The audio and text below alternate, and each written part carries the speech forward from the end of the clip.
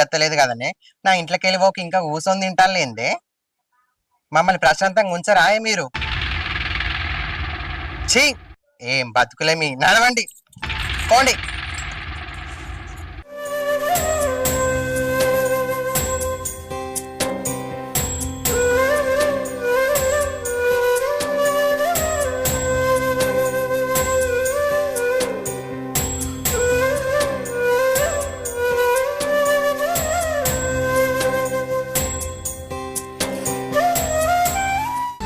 ఏంది ఎడ కూర్చున్నావు? తెలివా అదిగా అగు చెల్లెలేరే. వాళ్ళు నేను ఎంత చెప్పినా వినకుండా హాస్టల్ కని పోయిండ్లు.